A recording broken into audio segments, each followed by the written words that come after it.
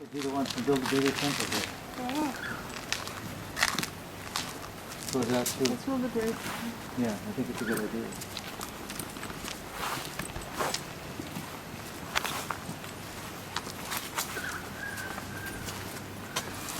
Let's see if he's here.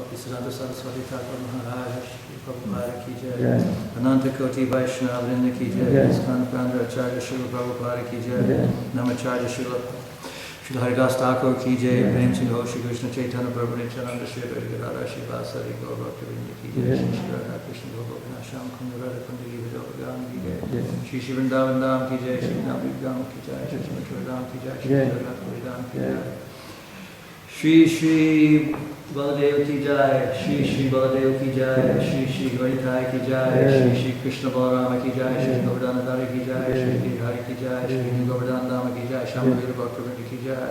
All the glories to the assembled devotees.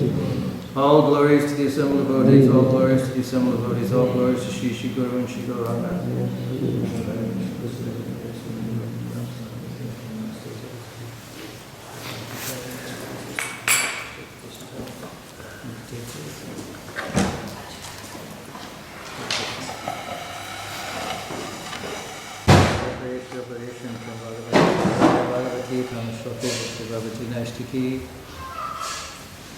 Read from the Srimad Bhagavatam, the 4th canto, 30th chapter, 14th verse.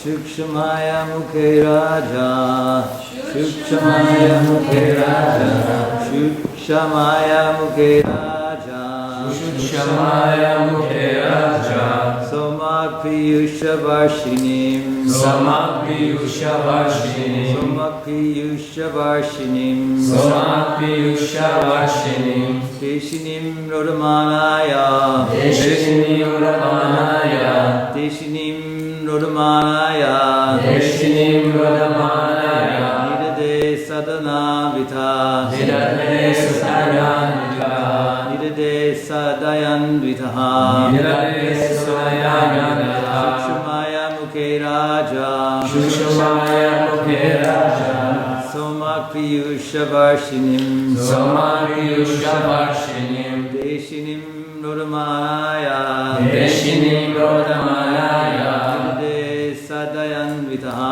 Nidade sadayan vitha, Shukshamaya mukhe raja, Shukshamaya mukhe raja, Somak piyusha varshinim, Somak piyusha varshinim, Deshinim rodamanaya, Deshinim rodamanaya, Nidate so dayan vidam, Nidate so dayan vidam, Shukshamaya mukhe raja, Somak piyusha varshinim, Deshinim rodamanaya, Nidate so dayan vidam, Shut Shamaya mukhe raja. Not impersonalism. Real impersonalism, he went on to say, and not these words, but the idea of it was that is something that we find in the material world. People deal, and we have experience of this, people deal with each other in a very kind of impersonal way. Sometimes people in corporations refer to the corporation as they instead of we, and they talk to their so-called customers or their beloved, valued sort of quote-unquote customers as just things, objects, instead of being people, instead of being persons. So Prabhupada explained in some detail how the real impersonalism is something you experience outside of the Krishna consciousness world, not inside of it. And the fact that there may be disagreements was something that this devotee wrote to Prabhupada was very unpleasant to him, that he found that devotees would sometimes disagree with and argue with one another. But he went on to say that this is actually proof that we're individuals. This is proof that we're personal, that we're persons.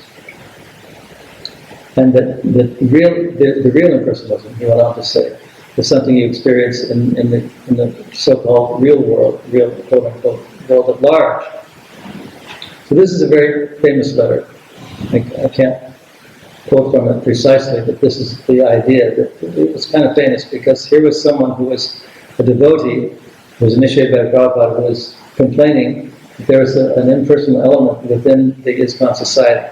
He also complained that there was sometimes argumentation, differences of opinion, and he thought that everything should be just perfect. And this is a very accomplished person, a person who had risen fairly high in the material world. He was an accountant, worked for a big accounting firm, one of the big top 5 so-called accounting firms in the world. And he had this complaint, and Prabhupada wrote in a very precise way how it was wrong to think of the Krishna consciousness movement as a movement of impersonal beings. They were actually very personal. They dealt with each other in a very personal way. So that was a very important letter. And when Krishna appeared to the Prachetas, one of the things he said when he first met them is he said he was very pleased by their camaraderie, by their very friendly relationships with one another. He was very pleased with that. I think in another, it was either in a walk or a letter somewhere, I heard or read that the Prabhupada had said that if there are differences of opinion, that we should discuss these things in a very thoroughly, in a threadbare manner, until we reach come to an deeper understanding, something like that.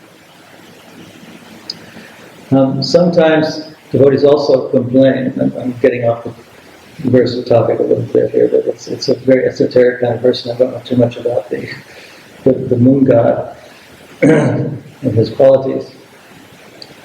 Prabhupada said that sometimes people complain that things are supposed to get easier when they're in Krishna consciousness, and they're supposed to be free from responsibilities.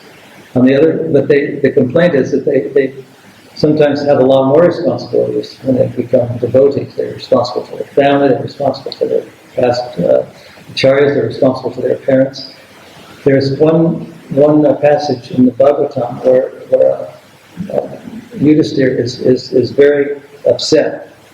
He's complaining that all this big Kurukshetra war was fought so that he could attain the throne, that he could become the king over Duryodhana and his party. And he was lamenting that so many people died just for me to sit on the throne, for me to sit on the seat. Thousands, millions of people died. Not only people, but animals, horses, elephants, and various others. So this was his complaint. And one of the things he said in his complaint was that it's in a way it's kind of silly for me to complain, because these were not these bodies. The bodies belong to, in a sense, they're owned by our parents when they're alive. In another sense, the bodies are owned by our employers. It's like sometimes people look upon slaves as objects that they can own.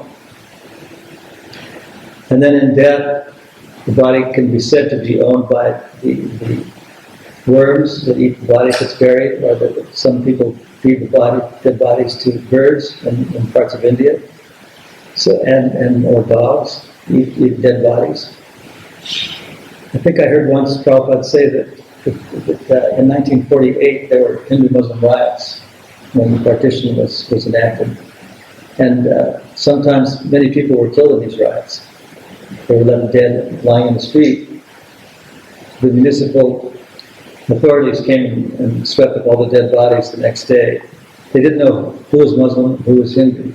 That was the gist of the conflict. The Hindus were fighting against the Muslims. But once they were dead, it was impossible to tell who was a Muslim and who was a Hindu. So that was another argument for saying that I'm not this body.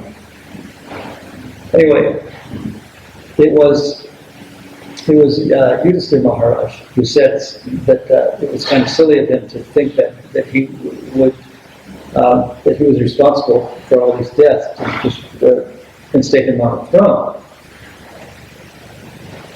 He said it was kind of silly because the bodies don't actually belong to us. And he used these examples. I don't know if he used them. These are examples that were used somewhere along the way. That bodies belong to parents. They belong to employers and slaveholders. They belong to dogs and jackals and worms and so on. And later on, in the Bhagavatam, I think this is in chapter 9 of the first canto, Yudhisthira goes to Bhishma. Bhishma is passing away. He's been involved in the war in the battle of Kurukshetra, and he's on his bed of arrows. And at one point, when he was lying on his bed of arrows, and also he was still alive because he was given the benediction that he could only die when he wanted to die. This was given to him by his father, Maharaj Swantanu, when he took the vow of celibacy, when Krishna took the vow of eternal celibacy. This is sometimes called Deva Vrata. Vrata means vow, and I think it means the supreme vow, that he would become celibate. There's a long story behind why this happened, but that happened. Anyway, he was lying on this bed of arrows, and while he was lying on this bed of arrows, because he was very elderly and very senior, he was speaking very important thoughts, very important pearls of wisdom. And one of the things he noticed when he was on this bed of arrows was that one of the people who had come to hear him was Draupadi. And she said, she was kind of smiling in an ironic way. And he said, how can you be smiling at a time like this? Everyone seems to be very grave, and I'm very grave. So she said, when I was being disrobed by the Kurus, when they were attempting to disrobe me, you sat there and you didn't do anything. And now, everyone is listening to you speak Dharma. How is that possible? And so he said that I didn't say anything, and this is explained in some of Prabhupada's lectures, I think in the Bhagavatam, that he was in the care of Duryodhana. Duryodhana was maintaining him, he was feeding him, he was taking care of him, he was looking after him in so many ways. So he said he couldn't do anything. But now, all the blood is being drained out of my body because I've been hit by so many arrows, and all the prasada that was given to me by Duryodhana and company was transformed into blood, and it's drained out of me. And so now, I've become purified of that contamination, we might say, and I can speak Dharma. So anyway, Yudhisthira, this is getting off the subject a little bit, Yudhisthira went to him because Bhishma was considered the grandfather of the Pandavas. And he was very upset and very bewildered over the fact that so many people had died just to put him on the throne. And so he wanted to hear what Bhishma had to say about this, if this was really, if he was incurring sin, if he was doing something wrong, or whatever. And it's significant that he went to Bhishma because Bhishma is one of the Mahajans, he's one of the 12 Mahajans, out of the Bhishma. And he was very disturbed in his mind, and he did what devotee should do, is he went to an authority, someone who he considered wiser and superior to him to get some wisdom, to learn what to do. And then the rest, he was kind of absolved from his feeling of having sinned. The reason was that he acted upon Krishna's behalf. Krishna wanted this war, and we read that Krishna tried to avert this difficult war, tried to make peace with the other side, but they were intent. The Duryodhana were very intent, and Dhritarashtra were very... Sakalan. Part of the meaning of this is that Krishna's senses can perform the functions of all other senses. In other words, Krishna can see with his hands and fingers, Krishna can taste with his legs, and so on and so forth. So there's working senses and knowledge-acquiring senses. This made me think that the higher order beings of the universe have these kind of powers too. Sometimes we hear about Yamaraj being able to assess the particular circumstances of each individual. Yamaraj would know their past karma. He figures out how each living entity all over the universe has to be either rewarded or punished. In one lecture, Prabhupada was saying how a particular judge was hearing a case, and the two lawyers or advocates were arguing which was right and which was wrong. And the justice or the judge started to doze off, started to fall asleep. And the assistant to the judge said, "Your Honor, Your Worship," whatever they call him, "you're starting to fall asleep." And he kind of woke up and said, "It's all right, I've already made my judgment." So he was listening, but then after a while, he had already made a judgment, and the two lawyers were arguing, but because the judge had some superior knowledge about the case in point, he had already made up his mind. It so happens that some people are endowed with certain levels of intelligence and were able to ascertain who is correct in very difficult cases very easily. We were reading a judgment by the Karnataka High Court the other day, 81-page judgment. It was a case, an appeal case. It was quite detailed. It was almost difficult to remember who were the plaintiffs and who were the defendants. It was a very long judgment and a very difficult thing to do, but these justices were able to determine who was right and who was wrong in a very complicated case. They were able to do it very easily. I think the middle song, it's actually realizing Krishna. So I'm going to stop here and ask if there's anything to add or any questions or points of controversy that need to be discussed. Yes. What we do as a society, separate from the host society, we're running our society. And someone needs chastising. Do that in the trial? Yes. Can you say that again, please? I'll try to. This kind of, well, you imagine when we set up our own society, separate from the host society, will we be using violence to chastise miscreants? So the question is, when Krishna, let's see if I'm right, Krishna consciousness becomes very influential and powerful, can it use force to straighten out the miscreants? Is that basically what you're saying? Within our own society. Within our own society. Well, to a certain extent, I don't know if I understand how it would work, or if I understand your question right, but administering within our own society sometimes requires violence. Sometimes administering within our own society requires a form of violence. Right. For example, well, this is not an example, but this is kind of figurative. Sometimes round pegs have to be put into square holes, and square pegs have to be put into round holes. And this can be very unpleasant for some people. One person in a GBC meeting said that in future, all members of the GBC would be managers as apart from gurus and sannyasis, because gurus and sannyasis, he said, have to be very kind to everyone, whereas someone who's a manager or administrator cannot be kind to everyone. I understood somewhere that Duryodhana, although he was a very materialistic person, was a very good administrator. But other things that I've read said that the Pandavas, who were Raja Rishis, who were very compassionate, would be even better, because they would consider the welfare of everyone. So this supposes a very difficult dilemma and a difficult question. How is it possible to be kind to everyone at the same time to be a good administrator?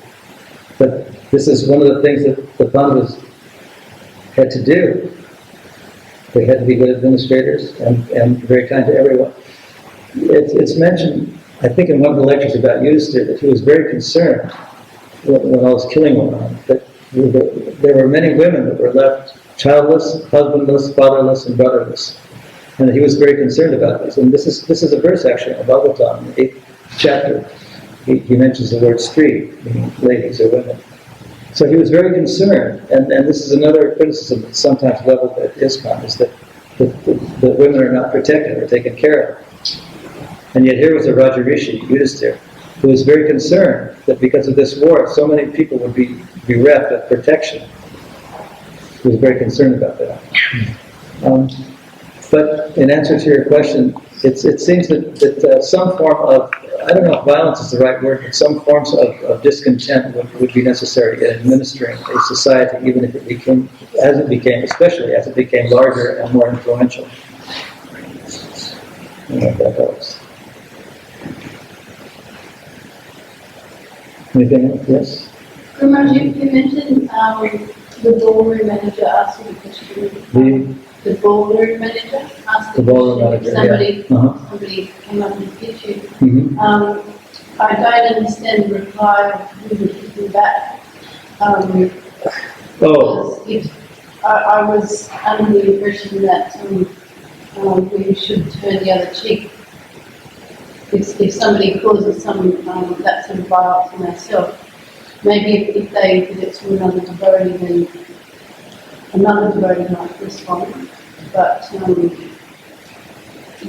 our own self, I didn't think that was something that we would retaliate to. well, I think that the question was if someone strikes you, what would you do? And the way the question was asked, it was just anyone, and anyone meant to the person who replied, but it wasn't going to be someone in the society, but just any person walking on the street. If he hits you, what would you do? And although Jesus Christ said we should turn the other cheek and be nonviolent, the response, which was given by the devotee, said that, well, if someone hit me, I would hit him back.